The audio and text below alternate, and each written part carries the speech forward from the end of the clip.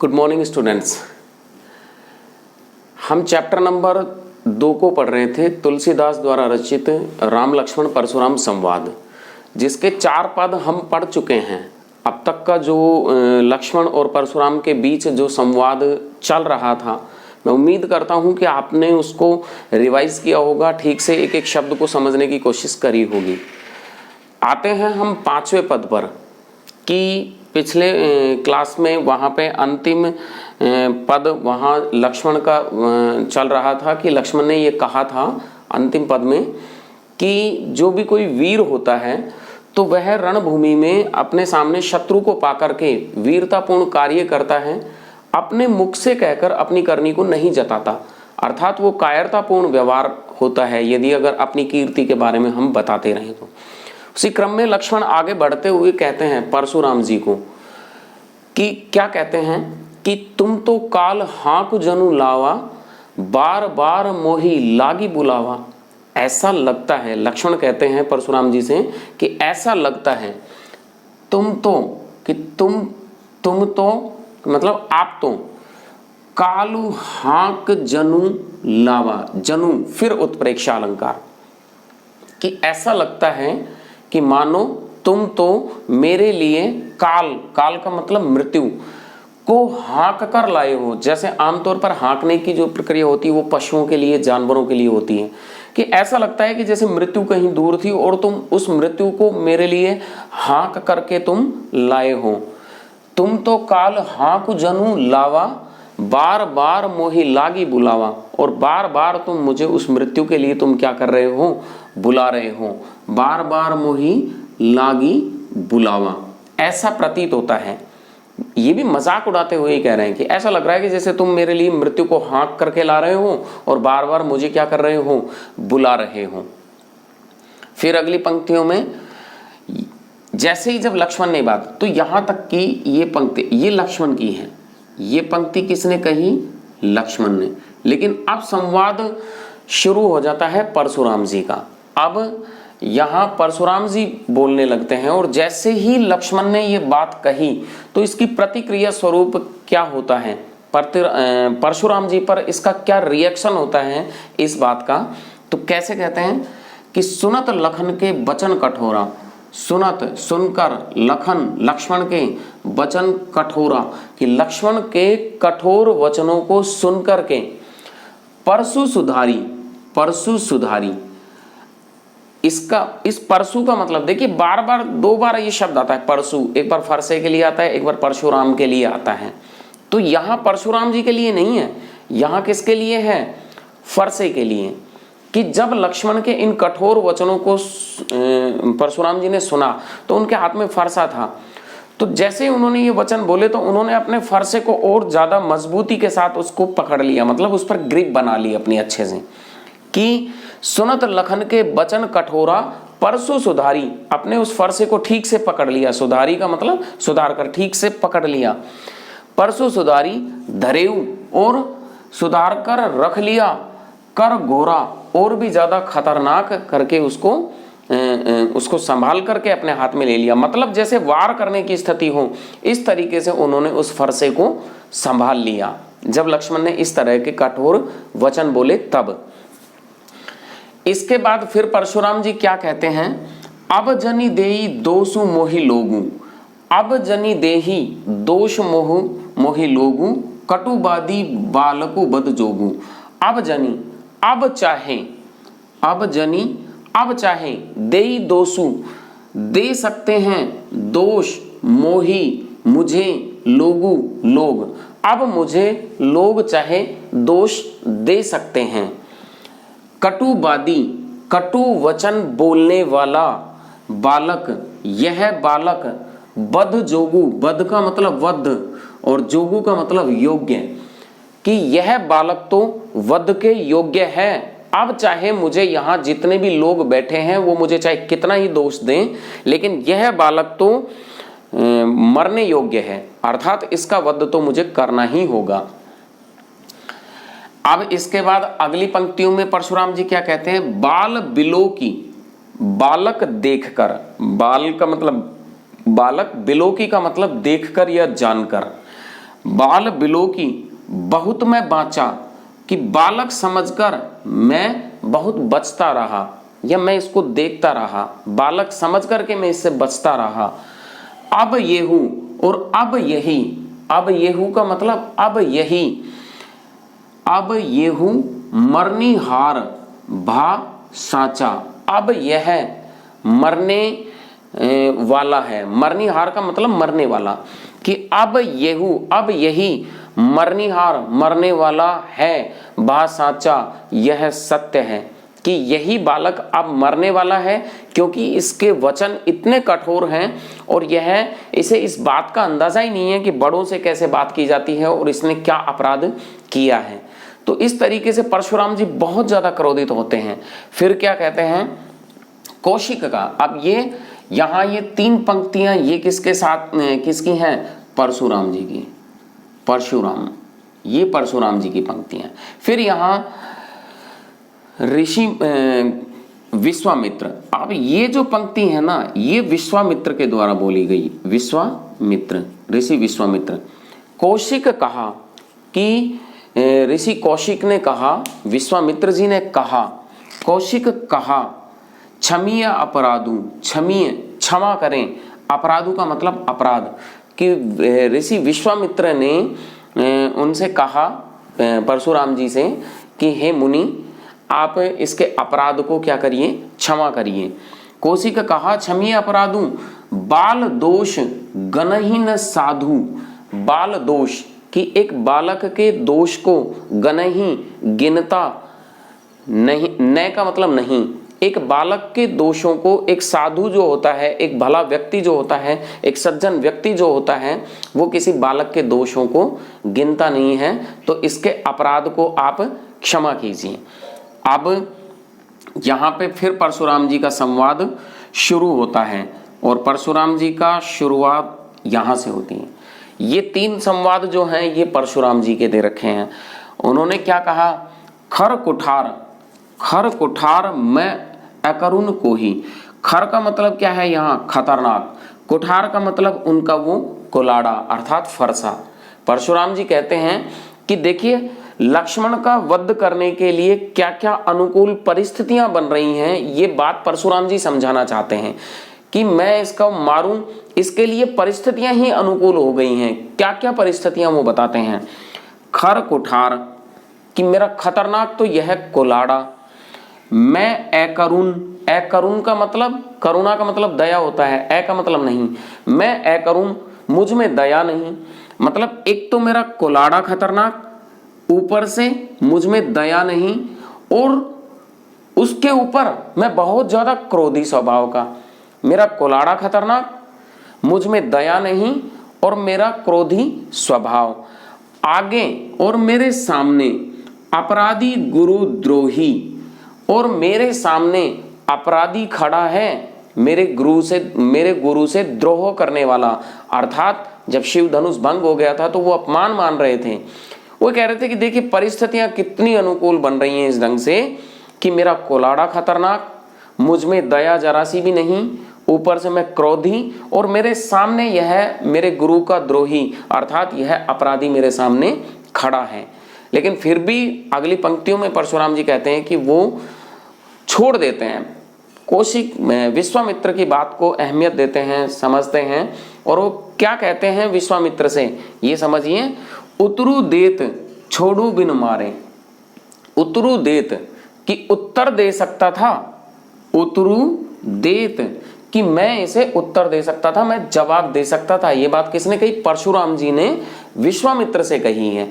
एक एक पंक्ति के अर्थ को समझते जाएं कि किसने किससे कहा, क्योंकि संवाद का चैप्टर है, वहां परीक्षा में हमसे सीधा सीधा प्रश्न किया जा सकता है कि ये पंक्ति किसने किसको कही। तो यहाँ पे ये पंक्ति परशुराम जी ने विश्वामित्र से कही है कि उतरू देत कि उत्तर दे सकता था, छोड़ो बिन मारे लेकिन बिना मारे छोड़ रहा हूं, उतरू देत छोड़े बिन मारे, उतरू देत छोड़ो बिन मारे, केवल कौशिक शील तुम्हारे कि उत्तर दे सकता था लेकिन बिना मारे मैं छोड़ रहा हूं, छोड़ो बिन मारे, केवल कौशिक शील तुम्हारे कि हे विश्वामित्र हे मुनि मैं आपके आचरण, शील का मतलब क्या होता है आचरण या व्यवहार, कि मैं आपके आचरण की वजह से, आपने जिस ढंग से मुझे जो बात कही है उस वजह से मैं इसको बिना मारे छोड़ रहा हूं, वरना मैं उत्तर देना जानता था, मैं इसको अभी समझा सकता था कि उतरु देत छोड़ो बिन मारे, केवल कौशिक सील तुम्हारे, नैते यही काटि कुठार कठोरे। क्या कहा परशुराम जी, नैते नहीं तो, नैते नहीं तो यही, यही नैते यही काटी काट डालता, कुठार कुलाड़ा कठोर, नहीं तो यहीं पर इसे इस कठोर कुलाड़े से मैं काट डालता। गुरहु उरिन, गुरही का मतलब गुरु के, गुरही का मतलब है गुरु के, उरिन, उरिन का मतलब होता है कि मान लो हमने किसी से ऋण लिया और उसका ऋण जब हम वापस चुका देते हैं तो उसको कहते हैं उरिन होना। एक तो ऋणी होना और एक उरिन। ऋणी का मतलब जिसके ऊपर कर्ज चढ़ा हुआ है और उरिन का मतलब जिसने अपना कर्ज उतार दिया। तो वो कह रहे हैं कि मैं उसको इस कुलाड़े से काट डालता, और काट डालता तो काट डालने पर क्या हो जाता ये समझाना चाह रहे हैं। गुरु ही उरिन, गुरु के ऋण से उरिन हो जाता, होते हूं, हो जाता, श्रम थोड़े, होते हूं का मतलब हो जाता, श्रम का मतलब मेहनत, थोड़े का मतलब कम, थोड़ी सी मेहनत में मैं गुरु के ऋण से उरिन हो जाता। गुरु का ऋण क्या मानते हैं कि वो शिव उनके आराध्य थे, उनकी पूजा करते थे परशुराम जी, और जब शिव का धनुष तोड़ दिया गया है तो वो इसे गुरु, अपने गुरु का, शिव का अपमान मानते हैं।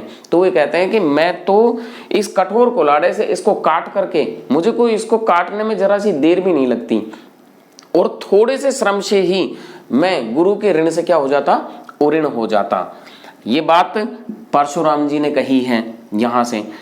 अब ये आ जाती है किसके लिए, विश्वामित्र के लिए। ये पंक्ति विश्वामित्र, ये पंक्ति किसने कही है, विश्वामित्र ने। विश्वामित्र, जब परशुराम जी ने इतनी बात कही तो विश्वामित्र बड़े मन ही मन हंसने लगे। सत्य तो यह भी था कि राम और लक्ष्मण भी अपने आप में अवतार हैं, और मुनि को ये बात, मतलब मुनि से मतलब यहाँ विश्वामित्र, विश्वामित्र को तो यह समझ में आ रहा था कि परशुराम जी इस समय गलत दिशा में बढ़ रहे हैं, कि उन्हें नहीं पता कि वाकई यह एक साधारण बालक नहीं है, बहुत वीर है और सूर्यवंशी। तो यहाँ अब परशुराम जी की बातों पर मन ही मन हंसने लगते हैं। कौन, विश्वामित्र। यह प्रश्न भी पूछा गया, गादी सुनू, गादी सुनू शब्द किसके लिए आया है, विश्वामित्र के लिए। गादी सुनू कह हृदय हंसी, कि हृदय हंसी का मतलब मन ही मन हंसते हैं, कह करके। मुनि ही अर्थात परशुराम, कि गाधु सुनी, गादी सुनू अर्थात विश्वामित्र मन ही मन हंसते हैं। मुनि ही परशुराम, ये मुनि ही किसके लिए आया है, परशुराम के लिए। मुनि ही हरिहरे सूझ, कि मुनि को हरा ही हरा सूझ रहा है। हरा ही हरा सूझने का मतलब सरलता सूझ रही है। आप देखिए ये ऐसा क्यों बोल रहा है भाई, उसको हरा ही हरा सूझ रहा है, ऐसा क्यों बोला जाता है कि हरियाली जो है वह सुख और समृद्धि का प्रतीक है। सरलता से जीवन जहां चल रहा होता है वहां हरा ही हरा सूझना होता है। लेकिन सूखा होने का मतलब कठिनता, सूखा होने का मतलब क्या हो गया, कठिनता, कि विकट परिस्थितियां हैं। तो यहाँ पे मुनि को अर्थात परशुराम को हरा ही हरा सूझ रहा है, सब कुछ आसान लग रहा है, कि क्या है, छोटा सा बच्चा है, इसको मारने में कितनी देर लगेगी। ये बात सोच करके ऋषि विश्वामित्र मन ही मन हंस रहे हैं, कि गादी सोनू कहे हृदय हंसी, मुनि ही हरिहरे सूझ, कि मुनि को हरा ही हरा सूझ रहा है। लेकिन अगली पंक्ति में क्या कहा, अय में खांड, बहुत महत्वपूर्ण, समझ लें इसके अर्थ को। अय में, ऊख में, अय, अय का मतलब हुआ अयस्क। अय का मतलब क्या है, अयस्क, और अयस्क का मतलब क्या होता है, लोहा। अयस्क का मतलब क्या होता है, लोहा। मैं का मतलब युक्त, मैं का मतलब क्या हुआ, युक्त, कि लोहे से बना हुआ, लोहे से युक्त। और यहां ऊख का मतलब होता है ईख। ऊख का मतलब क्या है, ईख, ईख का मतलब क्या है? गन्ना। क्या कहा परशुराम जी ने? और यहां खांड, और यहां पे इस खांड के दो अर्थ निकलते हैं, इस खांड के दो अर्थ निकलते हैं। एक तो खांडा जिसको बोला जाता है खांडा, और दूसरा यहां खांड, दूसरा खांड जो कि हम खाने के लिए काम में लेते हैं, खांड, शक्कर, चीनी। तो ये खांड तो है खाने के लिए, और ये खांडा है तलवार। ये खांडा क्या है? तलवार। तलवार जैसा, तलवार से भी कुछ भारी होता है खांडा।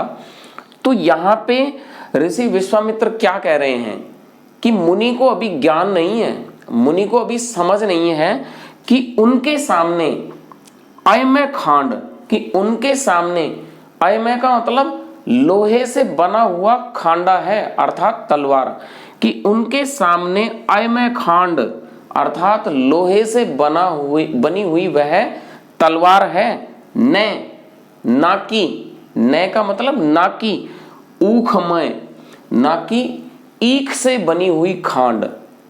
अर्थ समझ में आ गया होगा कि ऋषि विश्वामित्र यह सोच रहे हैं कि मुनि को अर्थात परशुराम को इस बात का आभास नहीं है कि उनके सामने लोहे से बना हुआ खांडा है, ना कि ईख से बनी हुई खांड। अयमय खांड न ऊखमय, अजहू न बूझ अबूझ। अजहू आज, कि हो सकता है कि अभी इन्हें नहीं पता हो। अजहू का मतलब आज, न बूझ अबूझ, इन्हें कुछ समझ नहीं है कि इनके सामने लोहे से बना हुआ खांडा है, ना कि ईख से बनी हुई खांड। तो इस तरीके से यहाँ ऋषि विश्वामित्र जो हैं वो परशुराम जी के बारे में सोच रहे हैं। तो ये पद यहाँ होता है समाप्त, और इसके बाद इससे अगले पद पर हम पहुंचते हैं। और अंतिम पद, 5 पद अब तक हम इसमें पढ़ चुके हैं, अंतिम 6ठे पद पर हम आते हैं और पाठ को समापन की ओर लेके जाते हैं हम।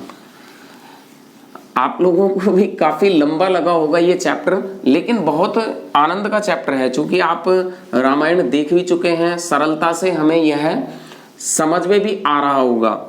उम्मीद आपसे ऐसी ही की जाती है। फिर भी यदि कोई कठिनाई हो तो आप डाउट, मतलब आपको कोई भी ऐसा संशय हो तो आप पूछ सकते हैं।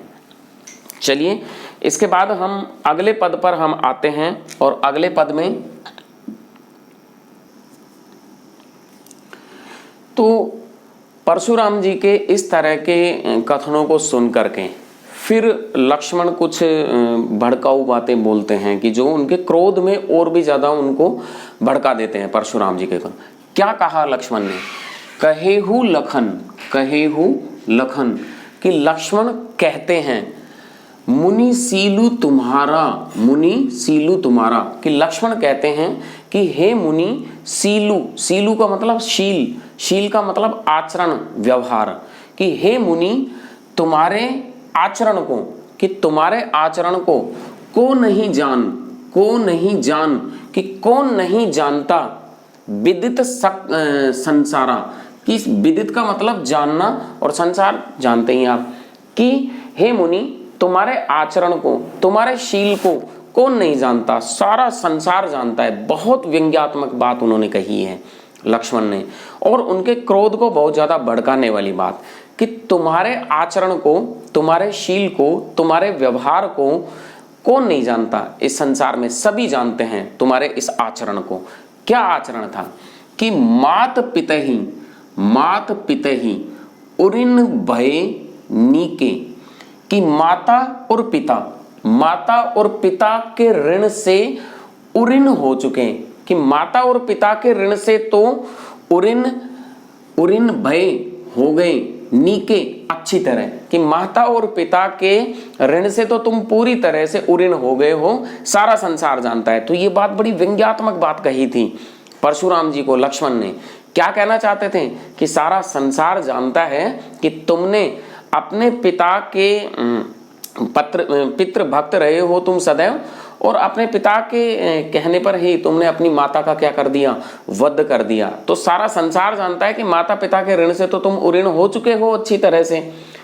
आप ये सोच के देखिए कि माता पिता के प्रति मतलब उनका ऋण हमारे ऊपर किस ढंग, जिसको भी हम, जिसे हम कभी चुका नहीं सकते हैं, वो ऋण होता है माता पिता का हम पर। तो यहाँ पे उन्होंने एक व्यंग भरी बात उन्हें कही है कि माता पिता के ऋण से तो तुम पूरी तरह से उऋण हो चुके हो, बहुत अच्छे से, ये बात सारा संसार जानता है। तो ये बात उन्होंने क्यों कही कि वो उन्हें याद दिलाना चाहते थे कि किस तरह से तुमने अपनी माता को मार दिया था। तो माता पिता ही उऋण भय नीके, नीके का मतलब अच्छी तरह से, गुरु ऋणु, गुरु ऋण अर्थात अब तुम्हारे सिर जो है वो गुरु का ऋण बच रहा है। गुरु ऋण रहा सोचू बड़ जी के, सोचू का मतलब चिंता, सोचू का मतलब चिंता, बड़ जी के, जी का मतलब मन से लगा लीजिए आप, हृदय से, कि अब तुम्हारे मन में अब गुरु के ऋण की बड़ी चिंता बसी हुई है कि बस अब एक गुरु का ऋण बच गया है, वो मुझे चुकाना है। तब लक्ष्मण और कठोर बातें आगे करते हुए कहते हैं कि चलो तुम्हें गुरु का ऋण चुकाना है। तो फिर आगे अगली पंक्तियों में क्या कहते हैं, सो जनु हमरे ही माथे काढ़ा, ऐसा लगता है कि गुरु के उस ऋण को तुम हमारे ही माथे मढ़ना चाहते हो, अर्थात हमसे ही निकालना चाहते हो, जैसे भी चाहे हमारे वध करके या कैसे भी तुम हमारे माथे मढ़ना चाहते हो गुरु के उस ऋण को।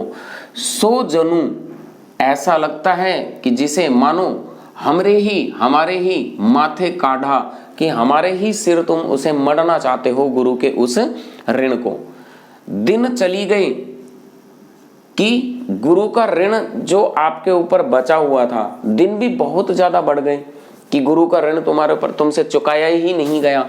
दिन चली गए ब्याज बढ़ बाड़ा, ब्याज भी बहुत बढ़ गया होगा।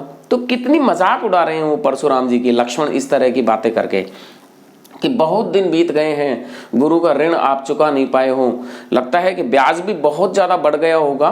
फिर अगली पंक्तियों में क्या कहते हैं, अब आनिए व्यवहारी बोली।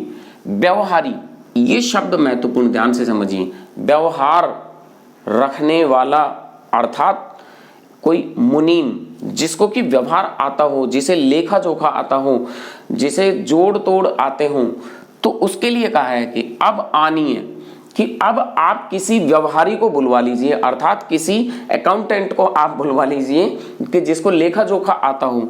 अब आनिए व्यवहारी बोली, तुरंत देऊं मैं, तुरंत दे देता हूं मैं थैली खोली, कि अगर बहुत ज्यादा कुछ ऋण बढ़ गया हो, ब्याज बढ़ गया हो, तो किसी व्यवहार रखने वाले को तुम बुलवा लो, जिसको कि लेखा जोखा आता हो, तो वो पूरा हिसाब किताब जोड़ देंगे और मैं तुरंत मेरी थैली खोलकर, आज तो हमारे जेब में क्या है, जीन्स में ढेर तरह की कई पॉकेट हैं दुनिया भर की, वहां उस समय जो पैसा वगैरह रखा जाता था, और अच्छे अच्छे आप वॉलेट्स भी रखते हो, आप पर्स रखते हो, उनके पास थैली हुआ करती थी। तो वो कह रहे हैं कि तुम किसी व्यवहार रखने वाले को बुला लो, किसी कैशियर को ऐसे को बुलाओ जो कि पूरा लेखा जोखा कर दें, तो मैं तुरंत थैली खोल करके मैं वो चुकता कर दूंगा जो आपके गुरु का ऋण है। जब इतनी बातें कही तो अब एक चरम सीमा आ गई थी कि उनकी लक्ष्मण के द्वारा जो ये बात जो कही जा रही थी ये सर्वथा गलत थी। और इन सारी बातों को जैसे ही परशुराम जी ने सुना, सुनी कटु वचन कुठार सुधारा, कि सुनी कटु वचन, सुन करके कटु वचन, कड़वे वचनों को सुन करके परशुराम जी ने कुठार सुधारा, अपने उस कोलाड़े को एकदम बिल्कुल इस तरीके से चोट करने के लिए उसको हाथ में उठा लिया। मतलब अंतिम यहाँ चरम आ जाता है कि जैसे ही जब लक्ष्मण ने ये बातें कही तो परशुराम जी ने अपना प्रहार करने के लिए कुल्हाड़े को उठा लिया था। हाय हाय सब सभा पुकारा, और जैसे ही उन्होंने अपने उस कुल्हाड़े को उस प्रहार के लिए उठाया तो हाय हाय करके पूरी सभा क्या होती है, पुकारने लग जाती है। हाय हाय सब सभा पुकारा। फिर भृगुबर परशु दिखाबहु मोही। अब देखिए यहां लक्ष्मण की थी यहां तक ये संवाद किसके हैं, लक्ष्मण के हैं। फिर सुनी उनी कथन, यहां पे सिर्फ यहां संवाद नहीं है, यहां तो सिर्फ एक जो प्रतिक्रिया होती है लक्ष्मण के इन संवादों के फलस्वरूप जो प्रतिक्रिया होती है उसके बारे में बताया कि पूरी सभा में क्या हलचल मचती है।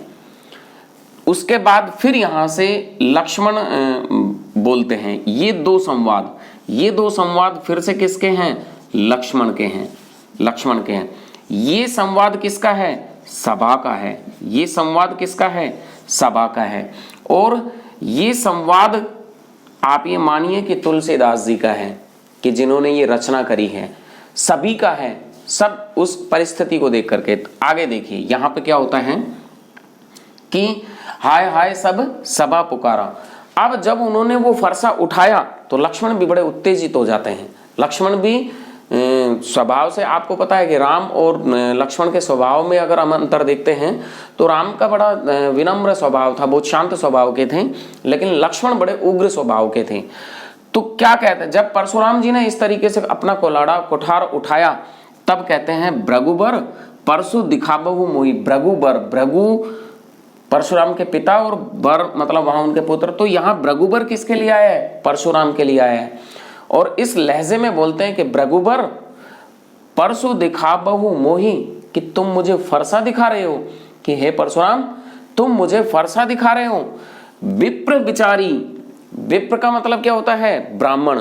विप्र विचारी कि ब्राह्मण समझ करके, विप्र विचारी बचो नृपद्रोही, ब्राह्मण समझ करके अब तक बच रहा हूं मैं नृपद्रोही, राजाओं से द्रोह करने वाले परशुराम, कि मैं तुम्हें ब्राह्मण समझ करके अब तक तुमसे मैं क्या कर रहा हूं? बच रहा हूं। नृपद्रोही जहां परशुराम के लिए ही आया है। देखिए नृपद्रोही परशुराम के लिए आया, भृगुबर परशुराम के लिए आया। बोल कौन रहे हैं? लक्ष्मण, कि हे भृगुबर अर्थात परशुराम तुम मुझे बार बार फरसा दिखा रहे हो, लेकिन मैं तुम्हें ब्राह्मण समझ करके तुमसे मैं अभी तक बच रहा हूं। ऐसा लगता है मिले न कबहू, मिले नहीं हैं कभी। कबहू का मतलब कभी। मिले नहीं हैं, मिले न कबहू, मिले नहीं हैं कभी। सुभट रन, सुभट, भट का मतलब हुआ यहाँ पे योद्धा, सु का मतलब अच्छा। मुझे ऐसा लगता है कि तुम्हें कभी रन, रन का मतलब युद्ध, गाड़े बीच, कि मुझे ऐसा लगता है कि किसी युद्ध में तुम्हारा किसी अच्छे वीर से पाला ही नहीं पड़ा है, कि तुम्हें कोई बहुत अच्छा योद्धा कभी मिला नहीं है शायद। तो मिले न कबहू सुभट रन गाड़े, द्विज देवता, द्विज का मतलब यहाँ किससे है? ब्राह्मण से ही है। अच्छा द्विज जो है वो तीन के लिए आता है। द्विज किस किस को कहा जाता है? द्विज नाखून को कहा जाता है, ब्राह्मण को। द्विज का मतलब होता है जिसका दोबारा जन्म होता है। तो द्विज ब्राह्मण के लिए, शास्त्रों में ऐसा कहा गया है कि ब्राह्मण का दोबारा से जन्म होता है। तो द्विज एक तो ब्राह्मण के लिए आता है, एक नाखून के लिए आता है। नाखून भी हमारा हट जाता है तो दोबारा वो आ जाता है। तो द्विज नाखून के लिए भी आता है और द्विज पक्षी के लिए भी आता है। ऐसा कहते हैं कि पक्षी का भी दोबारा से जन्म होता है, लेकिन यहाँ अर्थ किससे है? ब्राह्मण से है। तो वो कह रहे हैं कि ऐसा लगता है कि तुम्हें कभी रणभूमि में कोई अच्छा योद्धा नहीं मिला है। द्विज देवता, हे ब्राह्मण देवता, गरई के बाड़े, गरई के बाड़े का मतलब क्या हुआ? कि तुमने बढ़ चढ़ करके घर में ही अपनी वीरता का प्रदर्शन किया है, या फिर अपने घर में ही वीरता का प्रदर्शन क्यों कह रहे हैं? फिर वो अपना संकेत वहां लेके जाते हैं कि परशुराम जी ने अपनी माँ का हत्या की थी उसके ऊपर। तब वो कह रहे हैं कि घर ही के बाड़े, तो कि तुमने अपना बढ़ चढ़ करके तुम अपना जो वीरता का प्रदर्शन दिखाते हो या अपनी कीर्ति तुम बताते हो, तो वो घर में ही तुम दिखाते रहे हो। कभी सामने युद्ध भूमि में तुम्हारा किसी सच्चे वीर से तुम्हारा पाला नहीं पड़ा है। जैसे ही लक्ष्मण ने ये बात कही, पूरी सभा का, यहां से अब ये सभा का है, अनुचित कही, अनुचित कह करके सबू लोग पुकारे। अनुचित कही सबू लोग पुकारे, कि सभी लोग अनुचित कह करके पुकारने लगे कि नहीं, लक्ष्मण को ऐसा नहीं बोलना चाहिए। अब उसके बाद क्या आता है? रघुपति सनहि लखनु नेवारे, कि रघुपति सनहि, कि श्री राम, जब बात इतनी ज्यादा बढ़ गई थी तो अब तक रामचंद्र जी सिर्फ बैठ करके उस संवाद को सुन रहे थे, देख रहे थे। अब यहां सिर्फ नेत्रों से इशारा भर करते हैं लक्ष्मण की तरफ। रघुपति सनहि सनहि लखनु नेवारे, नेवारे देखा, कि एक नेत्रों की एक विशेष भंगिमा के साथ लक्ष्मण की ओर देखा, अर्थात सांकेतिक भाषा में उन्हें शांत रहने के लिए कहा है। और लक्ष्मण मतलब भ्राता भक्त थे कि राम की बात का उल्लंघन करना तो कोई प्रश्न ही पैदा नहीं होता था। तो लक्ष्मण क्या हो जाते हैं, शांत होते हैं। अगली पंक्तियों में यहाँ पे क्या कहा गया है कि लखन उत्तर, कि लक्ष्मण का जो उत्तर था ना, जो परशुराम जी को दिया गया, लखन उत्तर आहुति सरिस का मतलब की तरह आहुति। जब भी हमारे घर में कोई हवन होता है, कोई यज्ञ होता है, तो उसमें हम कुछ आहुति डालते हैं। तो लक्ष्मण ने जो परशुराम जी का क्रोध रूपी यज्ञ चल रहा था, भृगुबर परशुराम, कोपु क्रोध, कृशानु अग्नि, कृशानु किसके पर्यायवाची में आता है, आग, कि परशुराम जी की जो क्रोध रूपी अग्नि थी उसमें लक्ष्मण का उत्तर आहुति के समान था, उसमें लक्ष्मण का उत्तर आहुति के समान था। बढ़त देखी, जिस अग्नि को बढ़ता हुआ देख करके, बढ़त देखी, उस अग्नि को बढ़ता हुआ देख करके, जल सम वचन, जल के समान वचन, जल के समान वचन बोले रघुकुल भानु, रघुकुल के भानु अर्थात सूर्य वंश के सूर्य वंश के सूर्य अर्थात प्रभु श्री राम, उस बढ़ती हुई आग को देख करके जल के समान शीतल वचन बोलते हैं।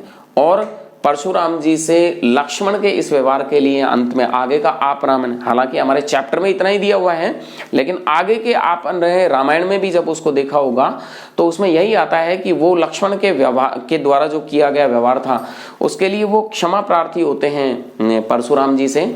और परशुराम जी ने भी अपनी दिव्य दृष्टि से इस चीज को देखा कि जब उन्होंने अपनी दिव्य दृष्टि से अपने आराध्य को याद करते हुए देखा कि ये तो शिव के अवतार ही हैं, तो परशुराम जी ने भी उनसे क्षमा याचना करी और उनसे सारी स्थिति क्या हो जाती है, शांत हो जाती है, कि जो अंध का जो तूफान छाया हुआ था वो तूफान थम जाता है प्रभु श्री राम के वचनों से।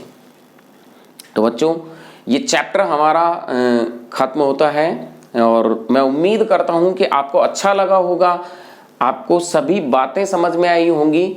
लंबा जरूर रहा है हमारा चैप्टर जिसको हमने 3 वीडियो के माध्यम से हमने पढ़ा, पर मैं ऐसा मानता हूं कि इसको पढ़ लेने के बाद आप यदि एक बार अपनी किताब को उठा करके और उसमें से इस चैप्टर को आप पढ़ेंगे, जब भी कोई शब्द आपको समझ नहीं आता है आप वीडियो को देखिए, वीडियो में से आप उस शब्द का अर्थ समझिए। फिर भी यदि अगर कोई डाउट होता है, कोई परेशानी होती है, कोई समस्या होती है, तो आप मुझे व्यक्तिगत तौर पर आप मुझे फ़ोन करके भी आप पूछ सकते हैं कि सर इसमें क्या होगा और कैसे होगा। और आपको अपना इससे संबंधित कार्य ठीक से अपनी नोटबुक में कर लेना है। और मिलते हैं अगली क्लास में एक नए टॉपिक के साथ। तब तक के लिए स्वस्थ रहें, सुरक्षित रहें, सुरक्षित रखें और अपनी जिम्मेदारियों को निभाते रहें। मिलते हैं अगली क्लास में। नमस्कार।